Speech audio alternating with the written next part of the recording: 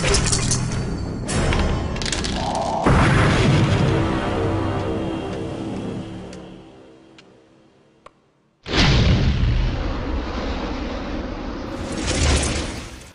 YouTube, Dave here again. Just taking a little bit of a break from my Shackled City Adventure Path reviews. Just want to give the last two that I did a little bit of room to breathe while I get the opportunity to kind of sit down and read through some of those adventures a bit more thoroughly. So in the meantime though, I have had some people ask me about some advice on selling off their books, selling off like their collection either as lots or even selling them off individually. And I thought I'd just sort of make a video about it because if you're interested in potentially selling off some of the things that you have in your collection, then this might help you with that. So one of the first things that I would honestly say is avoid the temptation to go on eBay. The reason that I say that is with eBay, there's a lot of stuff that could potentially go wrong. When you're looking at shipping stuff out, first of all, there's going to be the shipping costs, which is going to increase the price that you're going to be asking for your products. And I've seen lots of things that had really reasonable prices on the books, but the shipping was like 20 some odd dollars. And it's like I'm paying more for the shipping than I am for the books, so why would I do that? Even with the lot, it's going to be even worse because shipping is based off of the size and the weight. So you got to factor stuff like that in. And in order to really make that shipping price feel more reasonable, you're probably going to have to sell your lot of books at a reduced price just to cover the shipping, so that if someone's like, well, there's some nice books in here, but that's a lot of money for the books. It's like what you would be charging for the books individually, and then I got to pay like $60 shipping to get all that stuff sent out at the same time. That's just not going to happen. So the other issue with that is when you ship stuff out, things can get damaged and things can get lost. Just looking at my issues with DriveThruRPG, my first two orders I had to have replacement copies sent because I never received the originals, and that's something that can just happen. Packages get lost. Shipping labels can get accidentally torn off packages. It happened a couple years ago, I think, with a really expensive video game collection. It was like $10,000 or $12,000, or even maybe even more than that. It was a lot of money tied up in these video games, and the shipping label got accidentally torn off when it was going through a machine. So that can happen, and if that happens, then you're going to be looking at issuing a refund, and you're not going to have your stuff back unless they do manage to find it and return it. But that's a very, very unlikely scenario. I mean, it could just be one of those things that it's just gone. So that's one of those things you have to look out for. And eBay also charges their sellers, so they take a commission off of everything sold on their website. So you're going to be losing a little bit more money off of everything else as well. So I would say avoid eBay unless you don't really have any other options. If you're looking to sell online, then the biggest thing I would say is check out local classified websites. So in Canada, we have something called Kijiji. I don't know if it's in the States or not, but I do know that it's very popular here in Canada. And Kijiji is just a website that you can go on, you can post things for sale, and that's it. Like, there's no, as far as I know, there's no commissions, there's nothing that gets taken off. They do have advertising on their website, so that's probably how they pay for all their bandwidth and everything. And it's all local, so what you would do is you would post something saying, this is what I have for sale, or if you're looking to collect, you can actually put up wanted ads on there as well. But if you're looking to sell, you can say, this is what I have to sell, and people can contact you, and you can arrange to meet them, and they can look at the product, and you can sell it to them at that point. The one big thing about this, so Kijiji is one, Craigslist I know is another service that you can do that sort of stuff with as well. If you are going through this method and you're selling it to someone that you don't know, make sure that you are arranging the meetings to take place during the daytime, so during daylight, at a public place, and a place that's going to have people around. You want to do everything that you can to protect yourself, because this day and age you just really don't know, and it's horrible to kind of think that way and to have that sort of sense of paranoia, but you just really don't know. If someone says, hey, I'd love to buy this, but I work until midnight and I can pick it up after that, or we can meet somewhere after that, what I would say is contact them, say, I can set it aside for you if you're interested. Let me know when you have a day off, and then we can get together, during the daytime. So just protect yourself if you go through that route. If you are selling online, be it through eBay or classified sites like Kijiji or Craigslist or anything else that you may have, make sure that you're taking actual photographs of everything that you're selling. They should be pictures that you yourself are taking and not just pictures being taken from a Google image search. It's very important that you do that, because that way you're being honest about everything that you have, and you can show very clearly what the conditions are. I've seen listings that have a very generic looking thumbnail, which is just the cover of the book, perfectly framed. There's nothing behind it. You can't see like a table. You can't see shadows. I mean, it looks like something that would have been displayed on the Wizards of the Coast website back when they were originally selling this book.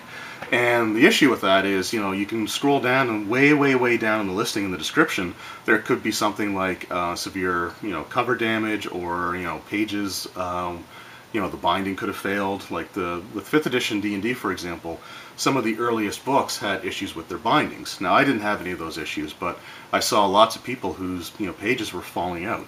So you might see a 5th edition player's handbook for like $15 and think that's an awesome price. The picture is just a generic thumbnail. You order it, and you should be reading the description, and I understand that, but sometimes you just, that stuff can be really hidden way down. You have to scroll through quite a bit, and some people are selling this through like a store, so you have to go through like listings of all these other things to find, the fine print. So, but like I said, be honest, because I've seen, ones like that, that's what they were listed as, that's what the picture was, just generic thumbnail. And then you see feedback on their page saying that, this was one of the, the binding had already been ruined in this book, and the pages were all falling out. So just be honest about it. And if you do have damage on your books, if there's wear, scratches or stuff like that, show that in the pictures. Instead of just having it listed way down in the description, which again, some people just may not have the time to read, show it in the pictures. So I have here my original 3.5 Dungeon Master's Guide. This is a book that I would be willing to sell. I'd be willing to part with this book because I have the 2012 reprint, and I don't need 2 copies of the Dungeon Master's Guide. So if I were to sell this, like say I put this on Kijiji, it's just saying, interested in selling 3.5 Dungeon Master's Guide, I would, list in the description that there are some scratches, there are some wear on it, but I would make sure that the pictures show, if I can get it to show up on the camera here, there's scratches right here that are pretty obvious. Again, they may not show up on camera the best, but there are some, some scratches on there, and that's just from being put, on put on the shelf and pulled off the shelf. These things can happen, and some of these 3.5 books scratched really easily. The 5th edition books also scratch really easily as well, so just, maybe keep that in mind. But I would picture this with those scratches prominently shown. So again, it's not one of those things that it's going to be a surprise when they get it. So be honest about the wear, be honest about the damage, and make sure you price accordingly. Like if I were to sell this book as it is, I mean the pages inside are all in good shape. The map was taken out, so I think I can find the map somewhere. I would probably include the map with it. But if I were to sell this book, I would probably sell it for 15 bucks. And I think that that's a fair price for the book. I mean, the cover's got some scratches on it, but inside is in great shape, so it's still, there's probably people that would sell it for like 20 to 30. I would list it at 15. I'd probably be willing to sell it for 10, just, because there are some scratches on it.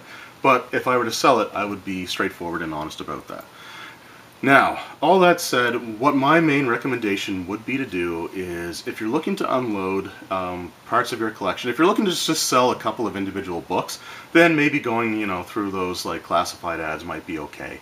But if you're looking to sell off a lot of books, and you just want them gone and out of your collection, then contact your local game stores and see if they're interested in taking on some of these used products. The reason that I say that is you're probably not going to get necessarily as much as you would if you were to sell these yourselves.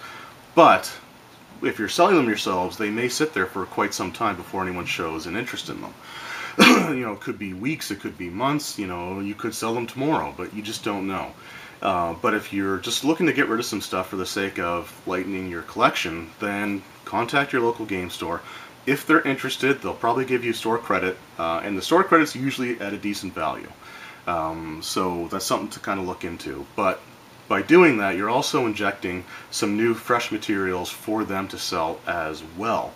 So for example, if you you go to your local game store and you see the same few books sitting on the shelves, week after week, month after month, or even after a couple of years, like there's one store where I live that has, you know, some pretty decent used stuff, but there's a lot of things that I've seen sitting on that shelf for like 5 or 6 years.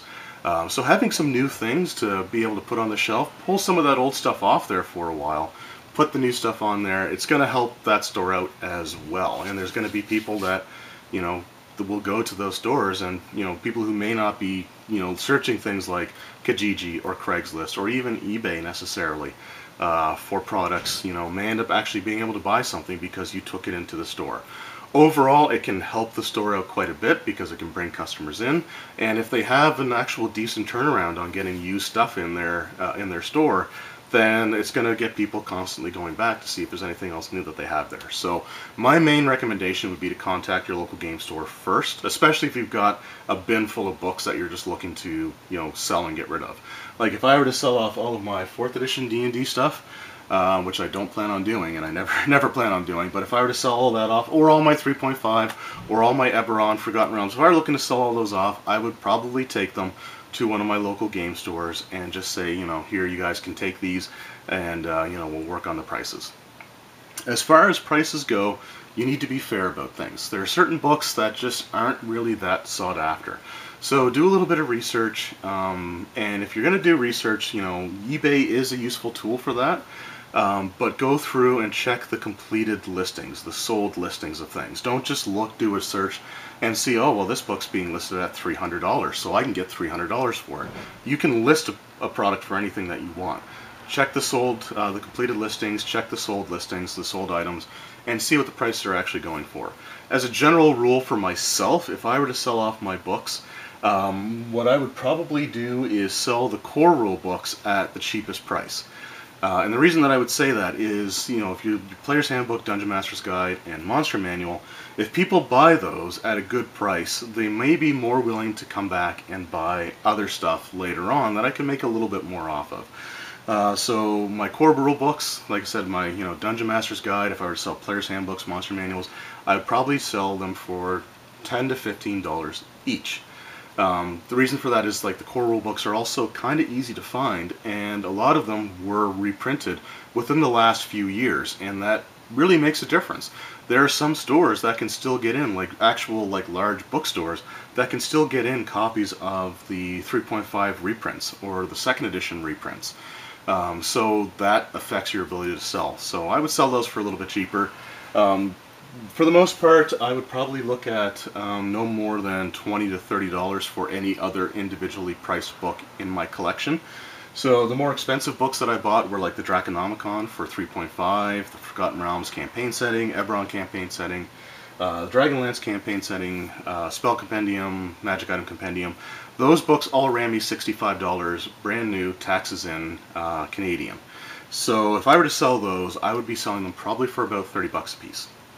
If I actually wanted to sell them. Now, if there were scratches on the cover or things like that, then I would probably lower that price a little bit, but that would be the maximum that I would sell them for. Other supplements, like the complete books, like Dungeonscape, Cityscape, Stormwrecked, Lords of Madness, Libris Mortis, books like those, they were $47 brand new, taxes in, for me, so that would be about a $20 book that I would sell for them.